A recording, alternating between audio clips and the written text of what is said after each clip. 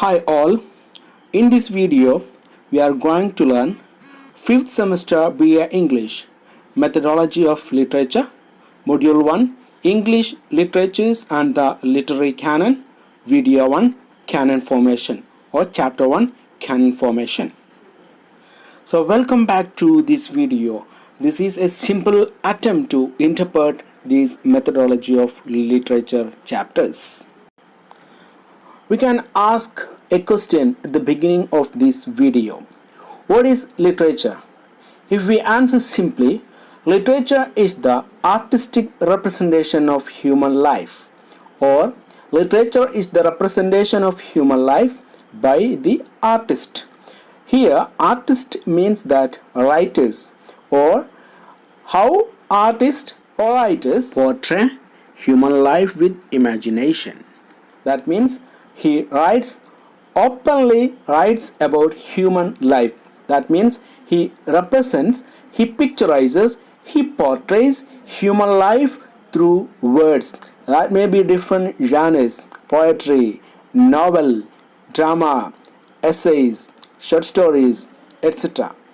മനുഷ്യ ജീവിതത്തിന് ആർട്ടിസ്റ്റിക്കായിട്ട് കലാപരമായിട്ട് കലാകാരൻ എങ്ങനെയാണോ ചിത്രീകരിക്കുന്നത്, പ്രതിനിധീകരിക്കുന്നത്, അതിനെയാണ് നമുക്ക് ലിറ്ററേച്ചർ എന്ന് സിമ്പിളായിട്ട് വേണമെങ്കിൽ പറയാം.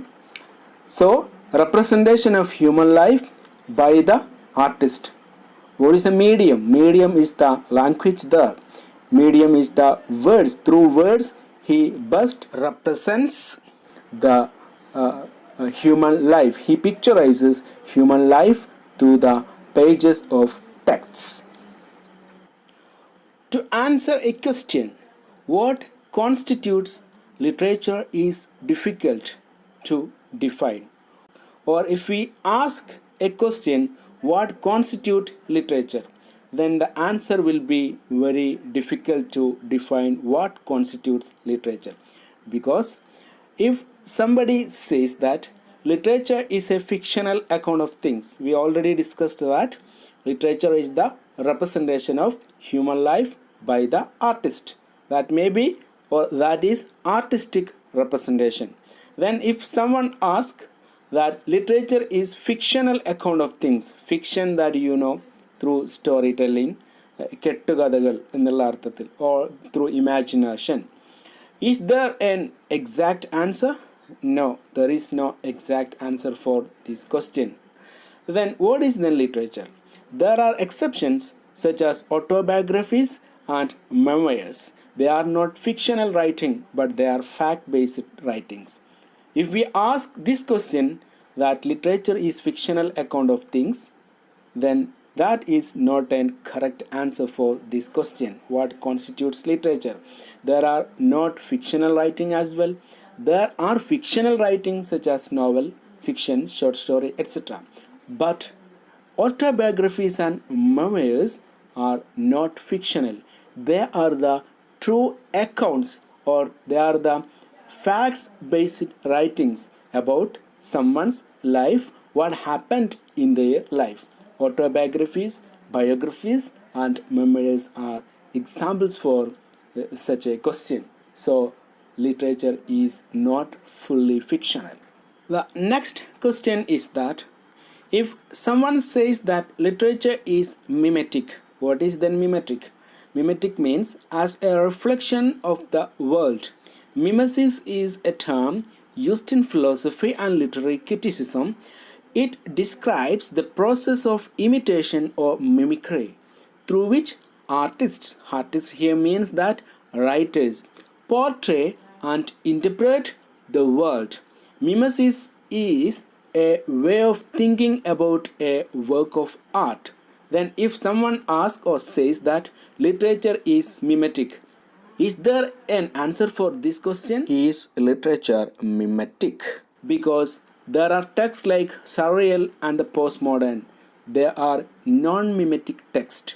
No imitation is there in these texts. In these texts of surreal works and the postmodern texts in literature. So this question is not also right for the answer what constitutes literature. But literature is something more than that. So, is it mimetic? Is literature mimetic? No, because there are texts like surreal and the postmodern. Then, what constitutes literature? See the next question and what is the answer for that. If we look at what to the famous saying that literature always tells a story, is this correct? Whether literature tells a story to the reader or audience? This question is more puzzling, that literature always tells a story because journalistic as well as historical writings include narration of events. So they are not always tells a story, but it is something more than that. Journalistic and historic writings never tells a story, but narrate facts and truths. That means events of the day-to-day life. Today's events are the history of tomorrow. There are philosophical texts and scientific narratives besides literary text. Philosophical texts and scientific texts also narrate things. If someone insists on the entertainment value of literature, then the criteria, that is, some norms and rules, the criteria itself is subjective. Suppose if we think that literature has an entertainment value, then what will be the criteria? Then we may have developed some criteria to measure the entertainment value of literature. Then that criteria itself is subjective, not objective. The criteria that we have developed itself is subjective, not objective. That means one cannot positively define literature easily. Literature എപ്പോഴും ഒരു കഥ പറയുന്നു എന്നുള്ളൊരു ചോദ്യം ആരെങ്കിലും ചോദിക്കുകയാണെങ്കിൽ, അല്ലെങ്കിൽ ആ ഒരു ചോദ്യത്തിന് നമ്മൾ ഉത്തരം കൊടുക്കുകയാണെങ്കിൽ ലിറ്ററേച്ചർ കഥകളാണോ, ആ ക്വസ്റ്റ്യൻ വളരെ ഒരു പസ്ലിംഗ് ആയിട്ടുള്ള ക്വസ്റ്റ്യൻ ആണ്. എന്താ കാരണം? ജേർണലിസ്റ്റിക് റൈറ്റിങ്ങും ഹിസ്റ്റോറിക്കൽ റൈറ്റിങ്ങും ഒരിക്കലും കഥയല്ല പറയുന്നത്. കാരണം എന്താണ്? അത് നരേഷൻ ഓഫ് ഇവൻസ് ആണ്, ഒരുപാട് നടന്ന കാര്യങ്ങളെക്കുറിച്ചിട്ടുള്ളൊരു ആഖ്യാനമാണ്. അപ്പോൾ journalistic and historic writings never tells A story. പിന്നെ എന്താ ചെയ്യുന്നത്? ദേ narrate facts and truths of day-to-day life. Then moreover, philosophical and scientific texts are narrative besides literary text as well. This question, this famous saying that literature always tells a story, is cannot accurately connected with that literature is storytelling, because journalistic writing as well as historical writings, they do not narrate stories, but they narrates events of life. Or when we consider storytelling, we have to connect it with entertainment value of literature.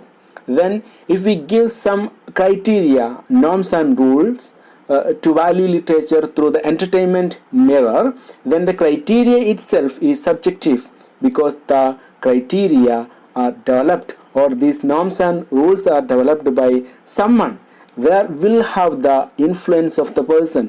So that criteria itself becomes subjective and not objective. If we have to value the entertainment value of literature, the criteria must be objective, but it is not objective, but it is subjective. So that means one cannot positively define literature easily. We can see emergence of literature as a discipline. How literature became a discipline. Discipline means a subject of study in the universities across the globe. Literature emerged as a discipline, a subject of study in England only in the 19th century, because literature became more systematized due to the introduction of new universities, or new universities became a reason for literature to be systematized and organized. Thus it becomes a discipline or a subject of study in England. That only happened in 19th century only. That means in between 1800 to the 1900. During the 19th century, literature was a body of writing Every word was written as considered as a piece of literature. Whatever it is, history, biography, philosophy, sociology, science, etc., everything were part of literature. So every piece of writing, every word of writing, they were included in literature. They were called as literature. Wordsworth and Coleridge often tried to distinguish. They lived in this during 19th century. They tried to distinguish literary and scientific. The scientific is always factual and evidence or reason based. They tried to distinguish between what is literature or what is literary and what is scientific text, what is literary text, what is scientific text.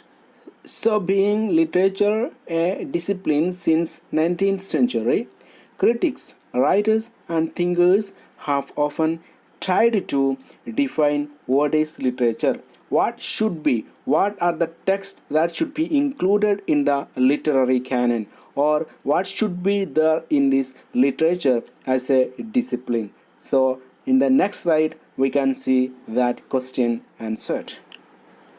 Defining literature, good literature and bad literature, understand literature and this issue, whether is there good literature, is there bad literature. This issue can be answered by bringing some certain principles. Literature does not mean all writings. All writings were considered as part of literature up to the period of 19th century. But to consider a piece of work or writings as literature, that must follow certain principles and values.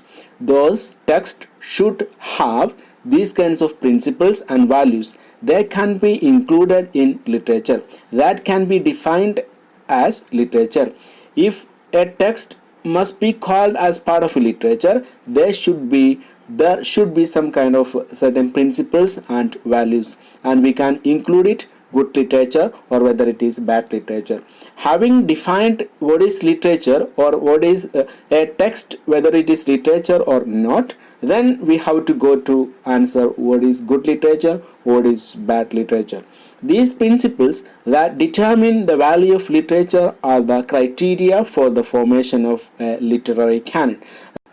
That is an important point. So these principles and values, that means these criteria, are the important value for the determination or for the formation of a literary canon. We are going to discuss what is literary canon. Accordingly, literature that finds a place in the curriculum or in the syllabus of the universities is called as good official and canonical literature. What is then good literature?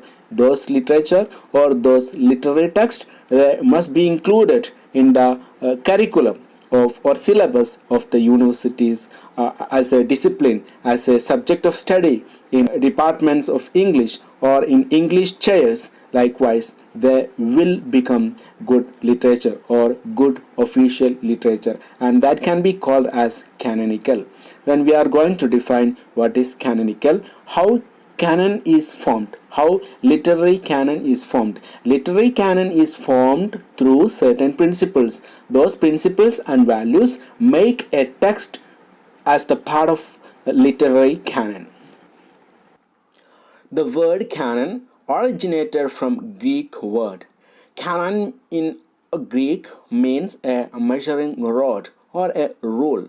The term is always related to the study of the Bible, to refer to sacred Bible and authoritative Bible text against apocrypha. Then what is apocrypha? Apocrypha means those Bible texts which have no author, or those anonymous Bible texts are considered as not sacred, or anonymous Bible text, which are known as apocrypha. Some of these apocryphal Bible texts are included in Bible canon. From the study of Bible, the word canon came to be applied in literature. The same rule, the same criteria, the same rules and norms were applied to define the canonical literature in English. We can see in the next slide. The term canon came to be applied to the list of books in the Hebrew Bible and the New Testament, which were designated by church authorities as the genuine Holy Scriptures. A number of writings related to those in the Scriptures but not admitted into the authoritative canon. They are called apocryphae. That means anonymous Bible texts are known as apocryphae. But some texts are included in these holy Bible scriptures. They are known as apocrypha. The same rule is applied to the literary canon as well. A number of writings related to Bible, those in the scriptures but not admitted into the authoritative canon of Bible. They are called apocrypha in connection with Bible studies. Oxford Companion to Literature says Apocrypha, those books included in the Vulgate version of the Old Testament Bible, which were not written in Hebrew and not counted genuine by the Jews, and which at the Reformation were excluded from the sacred canon by the Protestant party, as having no well-grounded claims to be inspired authorship. That means those Bible texts which have no found correct author, or authorship is not thrust upon those Bible texts which are excluded from the sacred canon of Bible. This same rule is applied to literary canon. To find a literary text is as part of literary canon, or whether it is included, whether it must be included or to be excluded from the literary canon. That means a canonical means that according to or ordered by canon law, the canonical rites of the Roman Church included in the list of sacred books officially accepted as genuine. The canonical Gospels. Canon, a body of approved works comprising either writings genuinely considered to be those of a given author, or writings considered to be represent the best standards of a given literary tradition. Biblical canon is closed forever, but literary canon is open. When the church authorities considered which books of Bible text must be included in the Bible canon, and they set up some kind of rules and regulation. That means those Bible texts which have found authors or given authorship were considered as part of Bible canon. Those texts which have no authors but they have good standards or represent the best standards may have included as part of Bible canon. The same rule is also applied here, but Bible canon is closed forever, but literary canon is open, and literary canon here is indefinite, not definite. So any books at any time, any literary text at any time can be included as part of canonical literary tradition or as part of literary canon. For the formation of literary canon, later the same set of principles is applied to the selection of great literature. The term canon was later used in a literary application to signify the list of secular works accepted by experts as genuinely written by a particular author. That means those literary texts which have a found authorship or they have authors. Being literary canon open, any literary text, if they have some set of above principles, can be included in literary canon. Example, the metaphysical poetry of John Donne and Tree Marvel was included in the official literary canon by revaluing through the essays of T.S. Eliot, F.R. Lewis, and Cleon Brooks. But this metaphysical poetry was not as part of canonical literature up to the early of the 20th century. It became as part of official canonical literature after the essays of T.S. Eliot, F.R. Lewis, and Cleon Brooks. So here, as being literary canon open, later the metaphysical poetry became official literary canon. then at any time the boundaries of a literary canon remain indefinite. Canon formation signifies two things in relation to literature. There are two things to be considered when we consider canon formation in relation to literature. The first one is categorically declares certain texts only as the official works of a particular author. Example, there are official and unofficial texts attributed to Chaucer and Shakespeare. That means those texts which have been given author as Chaucer, or those texts which have been given as author as Shakespeare, or there are many texts of Shakespeare and their authorship is not given to Shakespeare, but doubted texts also are there. Then we can say Shakespearean canon, Chaucerian canon, likewise, or Chaucer canon, etc. Then second one is refers to those authors accepted as a general consensus. General consensus means that an agreement among critics, teachers, and researchers to decide whether a text as part of official canon or canon formation. These are the two sets of principles in relation to literature. നമുക്കറിയാം Shakespeare ഒരുപാട് നാടകങ്ങൾ എഴുതിയിട്ടുണ്ട്. ആ നാടകങ്ങളിൽ തന്നെ ഷേക്സ്പിയറുടെ പേരുള്ള authorship അദ്ദേഹത്തിന് തന്നെ കൊടുത്തിരിക്കുന്ന ഒരുപാട് നാടകങ്ങളുണ്ട്. അതേ സ്ഥാനത്ത് ഓതർഷിപ്പ് അദ്ദേഹത്തിൻ്റേത് ഷേക്സ്പിയറുടേതാണോ അല്ലയോ എന്നുള്ള സംശയവുമുള്ള ഒരുപാട് നാടകങ്ങളുണ്ട്. അങ്ങനെയുള്ള ഒഫീഷ്യലായിട്ട് നമ്മൾ ഓതർഷിപ്പ് ഷേക്സ്പിയറിന് കൊടുത്തത് ഒരു ഭാഗത്ത് നമ്മൾ എന്ത് ചെയ്യുന്നു, ക്യാനൻ്റെ ഭാഗമായിട്ട് പരിഗണിക്കുന്നു. അത് ഏത് റൈറ്റേഴ്സിനെ നമ്മൾ എടുത്തു കഴിഞ്ഞാലും. പിന്നെ രണ്ടാമത്തെ ഒരു ക്രൈറ്റീരിയ എന്ന് പറയുന്നത് ക്രിട്ടിക്സും അതേപോലെ റിസർച്ചേഴ്സും ടീച്ചേഴ്സും ഇങ്ങനെയുള്ള പ്രഗത്ഭരായ എക്സ്പേർട്ട് പാനൽ ഓർ കമ്മിറ്റി അവരെന്ത് ചെയ്യുന്നു, they accepted as a general consensus, ഒരു പൊതു അംഗീകാരം, പൊതു അഗ്രിമെൻറ്റ്, ഒരു യോജിപ്പ് എന്നുള്ള നിലയ്ക്ക് ചില ടെക്സ്റ്റുകളെ അവർ കണ്ടെത്തുന്നു. അതിന് ഓതർഷിപ്പ് കൊടുത്താലും കൊടുത്തിട്ടില്ലെങ്കിലും അത് ക്യാനൻ്റെ ലിറ്റററി ക്യാനൻ്റെ ഭാഗമാക്കി മാറ്റാം എന്ന് അവർ പറയുന്നു. അങ്ങനെ ഓതർഷിപ്പ് കൊടുക്കപ്പെട്ട് എന്തിലേക്ക് നമ്മുടെ ക്യാനൻ്റെ ഭാഗമാക്കി മാറ്റിയ ടെക്സ്റ്റുകളും ഉണ്ട്. ഇതാണ് ഈ ലിറ്റററി ക്യാനൻ ഫോർമേഷൻ്റെ ഭാഗമായിട്ടുള്ള രണ്ട് കാര്യങ്ങൾ പരിഗണിക്കപ്പെടുന്നത്.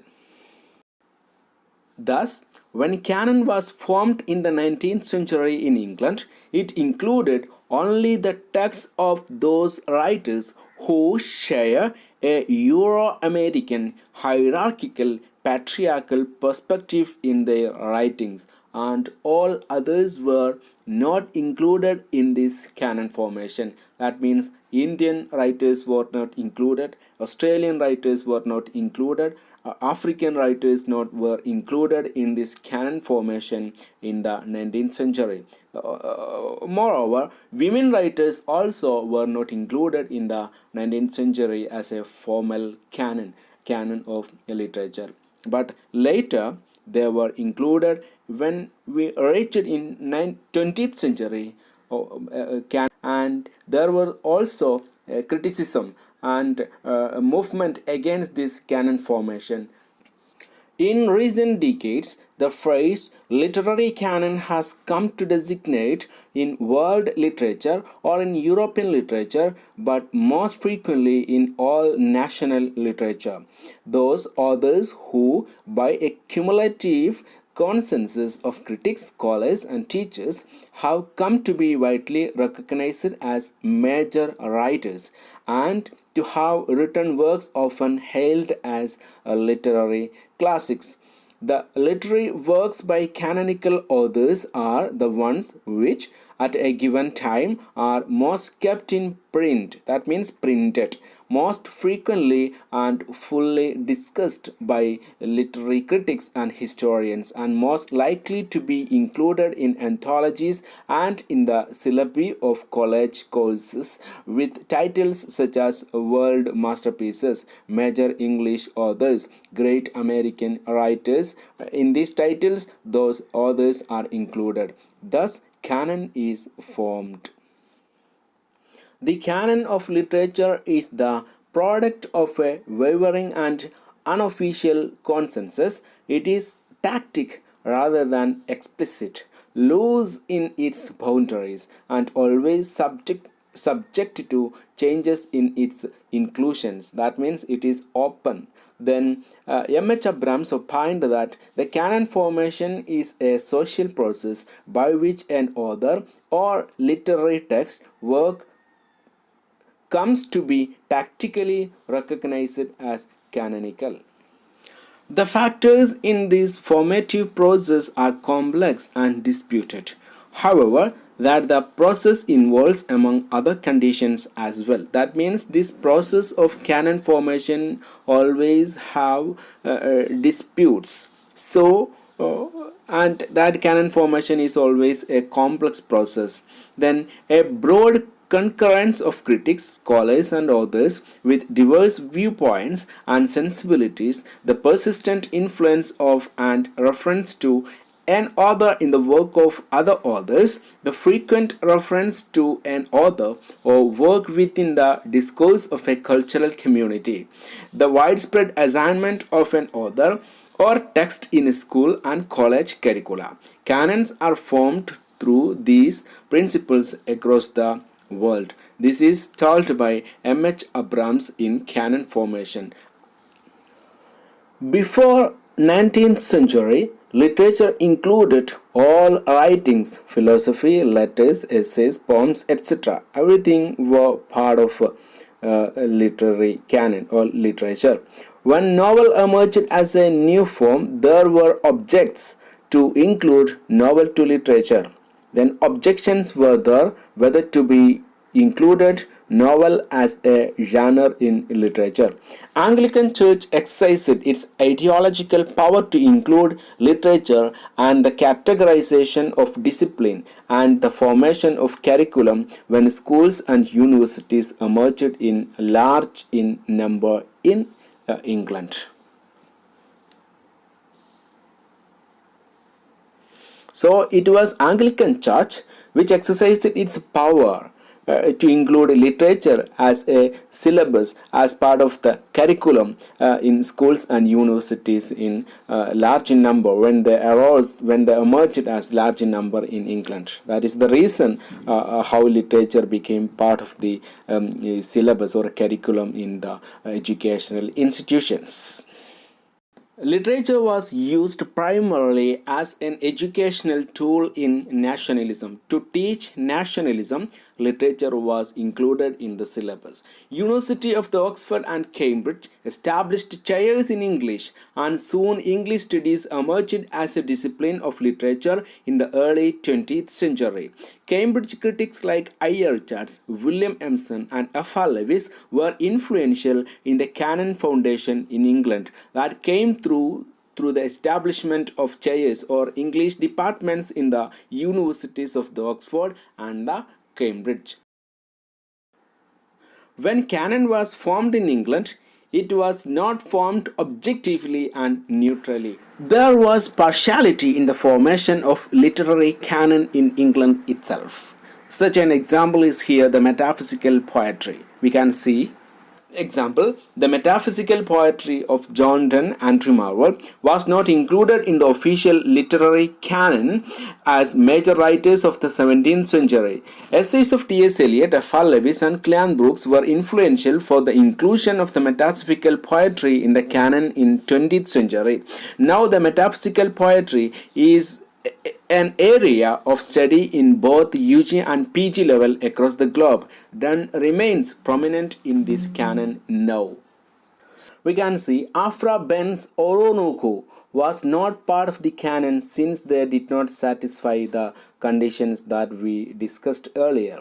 Sometimes writers used male pseudonyms to avoid being read, such as George Eliot, Bronte sisters, even in the 19th century. They were also not included in the canon formation. Literary canon is open and indeterminate. Literary canon is not a static one, or it is not an everlasting one, but it is flexible and it is open always. Or literary canon is not closed, but it is open. It is continually revised, reformed, and rewritten. For example, the curriculum and syllabi after 1950s in include Indian writing in English, original writing in translation, and other Englishes, Australian, Caribbean, and African. Up to 1950s, literary canon only included those European and American perspective, especially male patriarchal perspective, and it held those writers they were included as part of this official canon. Later, after many countries in the world got independence, later those literature from the other parts of the world were also included as part of the official canon, especially after 1950s. Up to the period of 1950, official literary canon they were included as Shakespearean works only were considered as official canon. Likewise, so later it changed and it was literary canon was open to all. Since the 1970s, the nature of canon formation and opposition to established literary canons have become a leading concern among critics of diverse viewpoints, whether deconstructive, feminist, Marxist, postcolonial, or new historicist. That means 1970-കൾക്ക് ശേഷം എങ്ങനെയാണ് ഈ Canon formation നടക്കുന്നത് എന്നതിന് എതിരായിട്ടുള്ള ഒരുപാട് മൂവ്മെൻറ്റുകൾ വരികയും അതല്ലെങ്കിൽ അതിനെതിരായിട്ടുള്ള ഒരുപാട് anti Canon formation ആയിട്ടുള്ള സംസാരങ്ങൾ വരികയും മറ്റൊരുപാട് ഡിവേഴ്സ് വ്യൂ പോയിൻറ്റ്സുകൾ പല റൈറ്റേഴ്സും ക്രിറ്റിക്സും എല്ലാവരും തന്നെ മുൻപോട്ട് വെക്കുകയും ചെയ്തതിൻ്റെ ഭാഗമായിട്ട് the debate often focus on the practical issue of what books to assign in the college curricula, especially in required core courses in the humanities and in Western civilization. A widespread charge is that, what is the reason for these protests? It was a charge is that the standard canon of great books, not only in literature but in all areas of humanistic study, has been determined less by artistic excellence. എന്ന് പറഞ്ഞു കഴിഞ്ഞാൽ cannon formation നടന്ന സമയത്ത് literary text ബുക്കുകൾ ക്യാനൻ്റെ ഭാഗമാക്കി മാറ്റിയത് കലാപരമായിട്ടുള്ള മൂല്യങ്ങളെ നോക്കിയിട്ടായിരുന്നില്ല. അതേ സ്ഥാനത്ത് പൊളിറ്റിക്സ് ഓഫ് പവർ ആയിരുന്നു അവിടെ നോക്കിയിരുന്നത്. അതാണ് ഇവിടെ പറഞ്ഞിരിക്കുന്നത്. That means canon formation has determined less by artistic excellence than by the politics of power. So the politics of power played a major role of the formation of canon.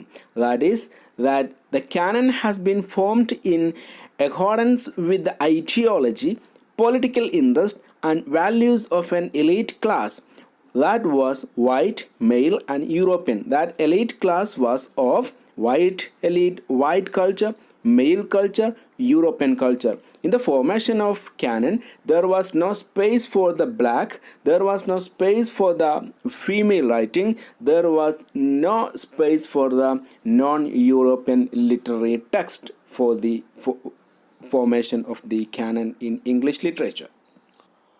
As a result, it is claimed that the canon consists mainly of works that convey and sustain racism, patriarchy, and imperialism, and serves to marginalize or exclude the interest and accomplishments of blacks, Hispanics, and other ethnic minorities, and also the achievement of women, the working class, popular culture, homosexuals, and non-European civilizations.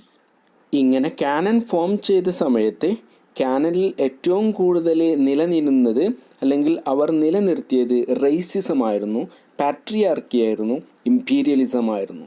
അതിലൂടെ അത് marginalise ചെയ്യുകയായിരുന്നു ചെയ്തത്.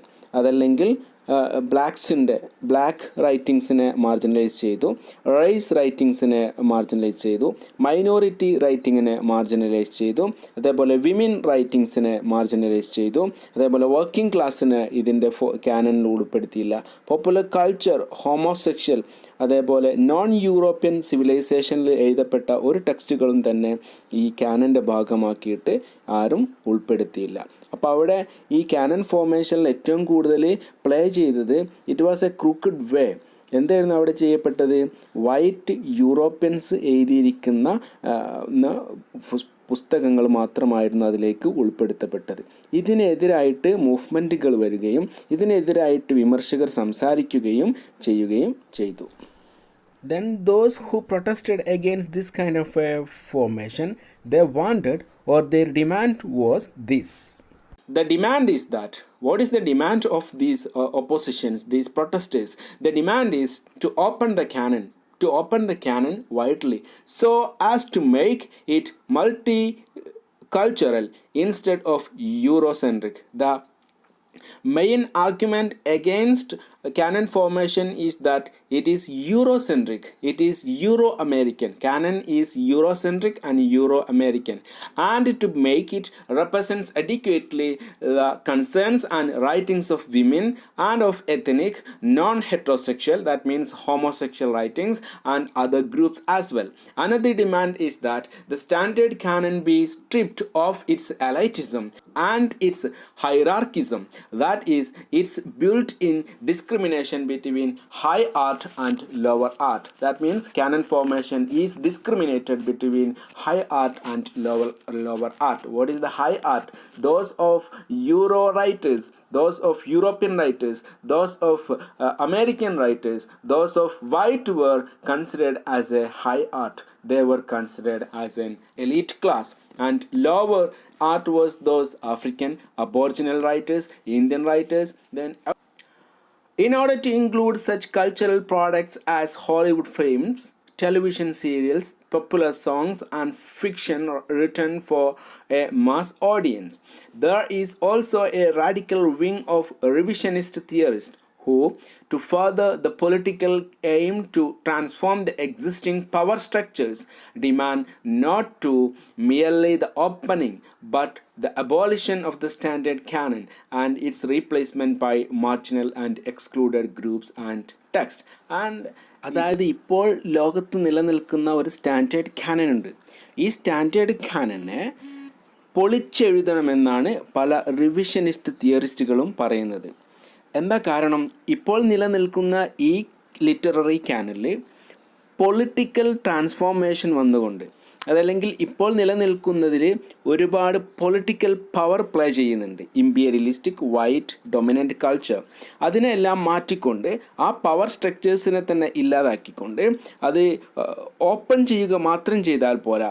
അതേ സ്ഥാനത്ത് ഇപ്പോൾ നിലനിൽക്കുന്ന standard കാനനെ abolish ചെയ്യണം, ഇല്ലാതാക്കിയിട്ട് അതിനെ മറ്റുള്ള മാർജിനൽ എക്സ്ക്ലൂഡഡ് ഗ്രൂപ്പ്സിൻ്റെ ടെക്സ്റ്റുകളും ലിറ്റററി ടെക്സ്റ്റുകൾ ഉൾപ്പെടുത്തിക്കൊണ്ട് ഇപ്പം നിലനിൽക്കുന്നതിനെ റീപ്ലേസ് ചെയ്യണം, മാറ്റി സ്ഥാപിക്കണം, മറ്റൊരു കാനൻ ഉണ്ടാവണം എന്ന റിവിഷനിസ്റ്റ് തിയറിസ്റ്റുകൾ മുൻപോട്ട് വെക്കുന്ന ആവശ്യം. Thank you for watching this class on methodology of literature, the first part. Then we will continue the next part in the coming days.